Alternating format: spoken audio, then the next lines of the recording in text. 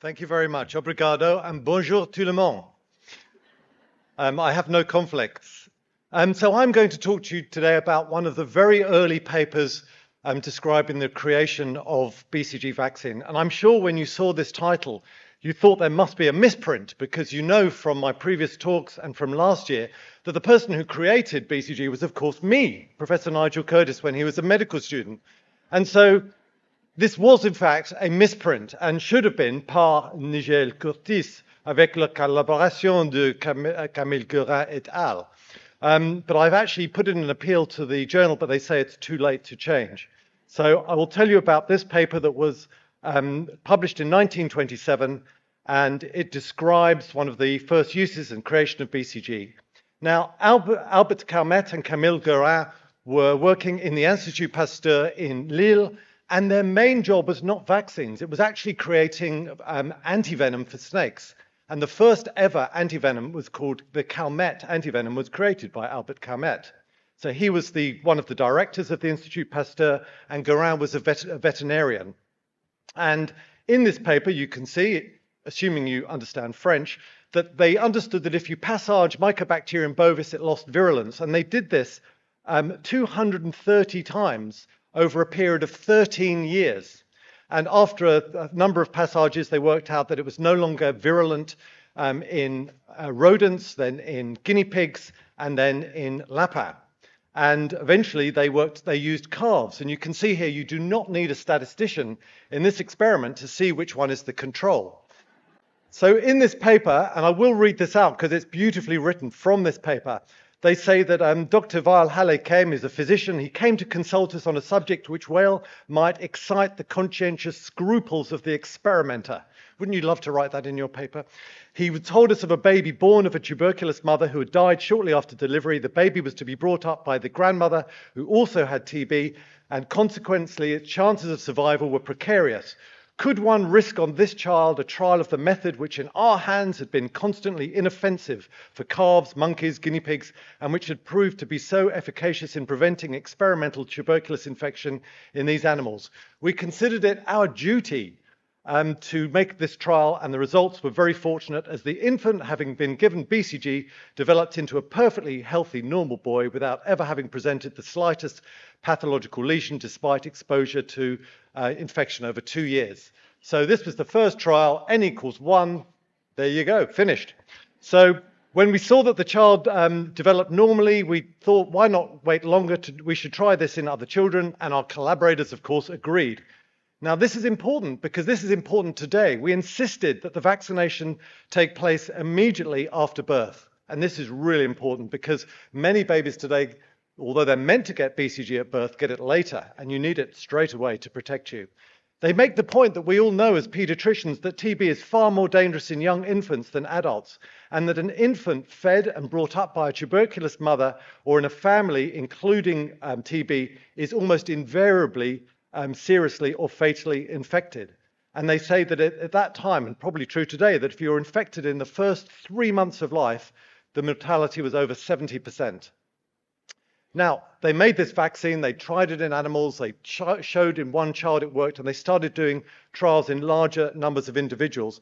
But one thing that seemed to, reading through these papers, the English translations, I have to admit, it's very clear that this, all the way through, Albert Calmette was very worried that BCG might become virulent, and is it possible that it could suddenly become capable of causing progressive tuberculous lesions?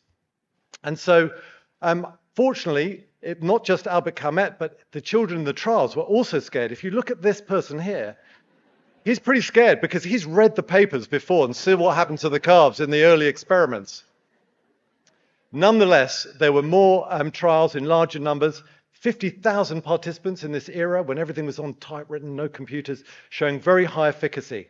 And this is still true today. And to draw your attention to this recent paper by Jason Andrews and colleagues, a meta-analysis showing that BCG at birth is still very effective against death in all age groups up to 14 years of age. Highly effective vaccine against TB, although not effective in older age groups, unfortunately. Now, after they created the BCG vaccine, this slide courtesy of Nicole Ritz, it was distributed all over the world, where it continued to be grown in culture before it was seed lots were made. And so it continued to evolve.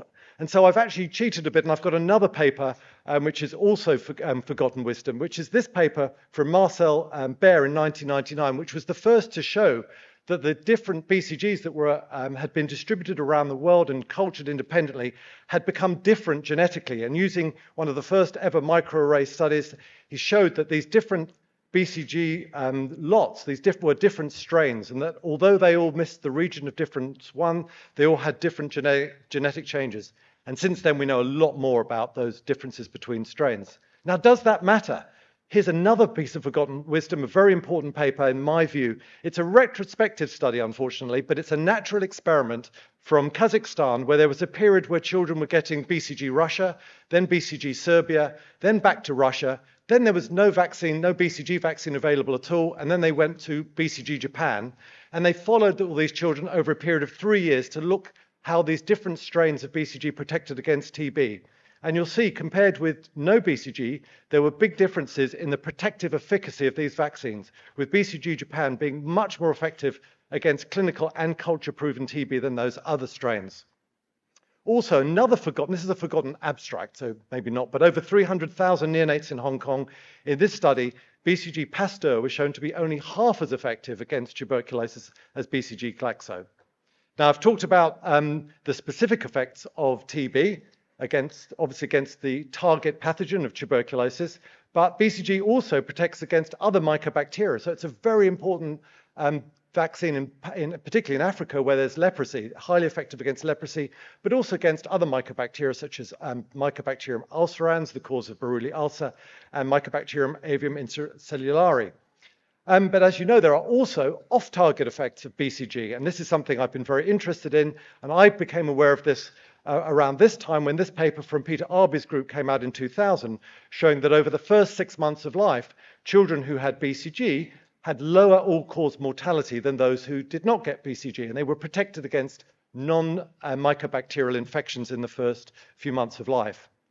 Now, in this, another paper from Calmette, different to the one I showed you before, this one in English, they talk about their trials in many hundreds of children, and they make the point that these trials are highly effective. They get these fantastic results showing protection against TB, and he makes the point, can one wish for a clearer demonstration of the preventive advocacy of BCG?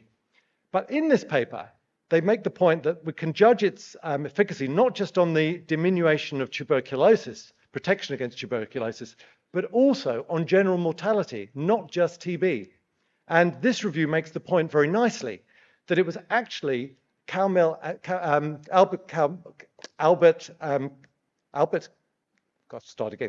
Geraint who were the first to describe the off-target effects of BCG, nicely shown here, where protection against tuberculosis, nearly 16% in the non-vaccinated, but a massive reduction in tuberculosis mortality.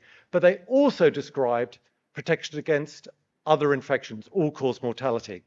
So I'll end there with a summary that research requires patience. It took 13 years to create BCG. You're not going to get a grant for 13 years, so no new vaccines.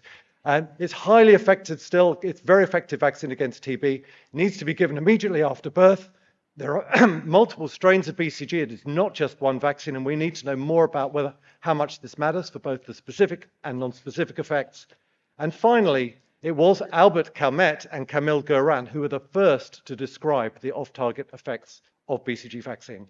Obrigado. Thank you.